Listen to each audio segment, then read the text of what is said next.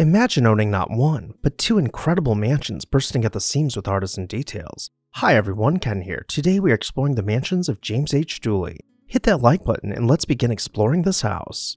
In 1841, James Henry Dooley was born in Richmond, Virginia to Irish immigrants. Unlike many of his peers, he was born into a prosperous household with his father being a very successful hat manufacturer. This afforded James the opportunity to excel in school. He attended Georgetown College, now Georgetown University, where he became the first student to top his class each year, graduating in 1860. Shortly after, he and his brother John enlisted in the Confederate Army, serving under their father in the 1st Virginia Infantry.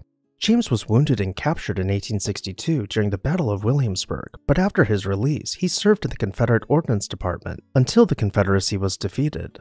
Dooley began a legal career in Richmond, Virginia, leveraging his education and wartime experiences. He soon ventured into politics, serving in the Virginia House of Delegates from 1871 to 1877.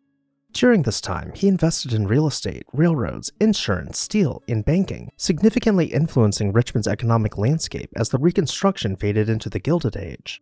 He played key roles in the expansion of the Richmond and Danville Railroad and was a founding member of the Seaboard Airline Railroad. Between politics and his dozens of business ventures and investments, he amassed a fortune, and with that fortune, he set out to build his dream house. He and his wife purchased land along the James River in Richmond, Virginia, and hired architect Edgerton Stewart Rogers to design for them an imposing 12,000 square foot mansion. The eclectic residence was designed to not only boast 33 rooms, but to introduce the latest technologies, including an elevator and electric lighting. The house, which was named Maymont, was ready for the Dooleys to move into it in 1883. No expense was spared on the interior, neither in the architectural finishes nor the furnishings. From hand stenciling to mahogany hand-carved by artists, from onyx fireplaces to intricately detailed stained glass windows, the house became a showplace of the Dooleys' wealth. In the drawing room, we see some of the most exquisite finishes come together, including silk damask wallpaper paired with stained glass windows and ceiling murals, all lightly accented by gilded details. Maymont was packed full of one-of-a-kind furniture, handmade by artists, such as what we find in the dining room. But perhaps the most well-known in the collection is the swan bed on the second floor. Of course, a family with so much wealth and a finite space to display it in would not be satisfied with only one palatial residence. James purchased land atop Afton Mountain, straddling both Nelson and Augusta County in Virginia, and hired over 300 artists to craft a marble mansion. The structure's unusual design, complete with dueling towers, was modeled after Villa Medici in Rome.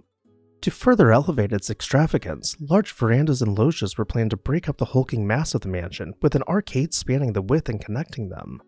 When the Dooleys' summer home, known as Swannanoa, was completed in 1912, it too boasted state-of-the-art conveniences, including electric lighting and central heat. As we approach the mansion, we walk up a few steps towards the arcade. Here we find the front doors swinging open for us. This leads us to the entrance hall, faced in various types of marble and all below a coffered ceiling. Looking up from the base of the stairs, we can trace the wrought iron balustrade as it leads our eyes towards the dome soaring overhead.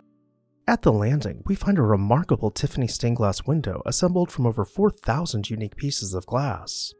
To one side of the stair hall, we find the dining room, swapping out marble for walls clad in rich wood paneling. This theme continues into the library, where glass-paned bookcases rise halfway up the walls above parquet floors.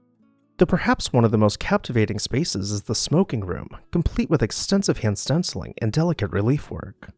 The Dooleys never had any children, so when James passed away, he left the majority of his $6 million estate to his wife, with instructions to donate Maymont to be used as a public park. Swannanoa was gifted to James's sisters and quickly changed hands several times, being left completely abandoned from the Great Depression through the end of World War II. Maymont went on to be open to the public as a park, just as James had wished. Today, Swannanoa is operated as a private historical venue. Which house did you like better? Let me know down below in the comments section, and while you're there, make sure to hit that subscribe button so you never miss an exciting episode of This House.